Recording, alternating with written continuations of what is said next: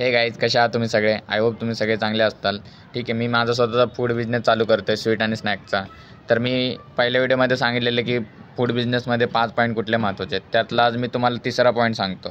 ठीक आहे, तो म्हणजे आपल्याला ऑफलाईन शॉप ओपन करायचं आहे का, क्लाउड किचन ओपन केलं पाहिजे का, स्विगी झोमॅटो ओपन केलं पाहिजे. ठीक आहे, मी तुम्हाला सांगतो. मी आता बुकमध्ये लिहिलेले, तुम्हाला ते डिटेलमध्ये सांगतो. ठीक आहे, इथे 3 पॉईंट आहेत दिलेले मी. शॉप आहे, क्लाउड किचन आहे आणि तिसरं म्हणजे स्विगी झोमॅटो. ठीक आहे, तुम्हाला एक पॉईंट मी समजवतो. शॉप म्हणजे काय? शॉप म्हणजे ऑफलाईन शॉप म्हणतो मी. ठीक आहे, आता जर एखादंच तुम्ही शॉप बघायला जाता, एक शॉप बघितले तुम्ही, त्याला 15,000 ते 20,000 रुपये रेंट असेल तुमचं मंथली. त्याला डिपॉझिट द्यायचं असेल, आता समजा डिपॉझिट कसं असतं, 15,000 तुमचं मंथली रेंट आहे, तर डिपॉझिट कसं 30,000 म्हणजे डबल डिपॉझिट असतं. ठीक आहे, आता सेम क्लाउड किचनमध्ये काय आहे, क्लाउड किचनमध्ये एक सिंगल रूम आहे. त्या सिंगल रूमला साधारणतः 5,000 ते 8,000 रुपये रेंट असेल. डिपॉझिट आपलं ते 15,000 असेल साधारणतः. ठीक आहे, त्यानंतर दुसरा पॉईंट असा आहे, तो म्हणजे शॉप मॉडिफाय म्हणजे मी काय म्हणतो आहे, जसं की आपण एखादं तुम्ही शॉप बघितले. ठीक आहे, त्या शॉपला तुम्हाला फर्निचर वगैरे करावं लागेल, थोडंफार मॉडिफाय वगैरे करावं लागेल, ॲट्रॅक्टिव्ह बनवावं लागेल. ठीक आहे, त्यासाठी तुम्हाला लागणारा खर्च 50,000 ते 60,000 रुपये तर जाणारच. ठीक आहे, आता इकडं क्लाउड किचनमध्ये बोलायला गेलं दुसरा पॉईंट, तो म्हणजे सिंगल रूम आहे. जसं की तुम्हाला एक 5,000 मी असं का दिलेलं आहे, जसं की समजा त्याला पेंट वगैरे केलेलं नाही, कलर पेंट वगैरे केलेलं नसेल, थोडंफार तुम्हाला काय करायचं, रिपेअर करायचं असेल, तर तुम्ही एक 5,000 पकडून चालला. इथं अमाऊंट किती येते? 5,000. इकडे किती येते? 50,000 ते 60,000. ठीक आहे, त्यानंतर जो त्याच्यामध्ये तिसरा पॉईंट आहे, तो म्हणजे 6 मंथ रेंट. म्हणजे जसं की आपण फूड बिझनेसमध्ये जो प्लॅनिंग करतो, तो 6 मंथ रेंट घेऊन चला तुम्ही. जसं की मी घेऊन चाललो आहे की आता जसं की समजा 15,000 रुपये माझं मंथली रेंट आहे शॉपला, ऑफलाईन शॉपला. ठीक आहे, तर त्याचं 6 मंथ पकडलं तर 90,000 रुपये होतात. ठीक आहे, आणि क्लाउड किचनमध्ये जर मी 5,000 रुपये रेंट पकडतो आहे महिन्याला, तर 30,000 रुपये होते माझे. ठीक आहे, आता ह्याच्यामध्ये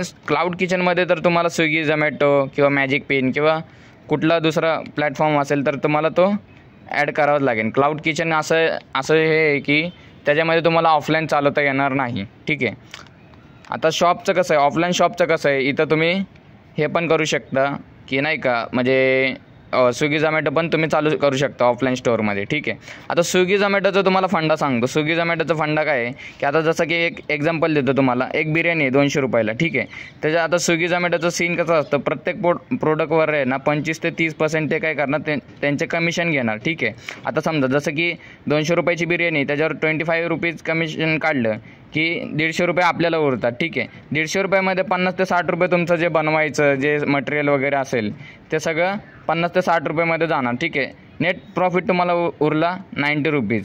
ठीक आहे, त्यानंतर आता तुम्हाला याच्यामध्ये एक गोष्ट सांगतो की जर तुम्ही ऑफलाईन स्टोअर ओपन करताय तर त्याच्यामध्ये प्रायझिंग अशी ठेवा की तुम्हाला परवडेल असेल. ठीक आहे, क्लाउड किचनमध्ये पण सेम, तुम्हाला जे प्रायझिंग परवडेल, तुमचा नेट प्रॉफिट निघेल चांगला.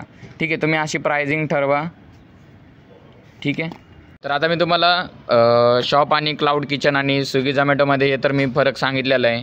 तर आता तुम्हाला काय डिसाईड करायचं आहे की क्लाउड किचन ओपन करायचं आहे का ऑफलाईन स्टोअर ओपन करून स्विगी झोमॅटो चालू करायचं आहे.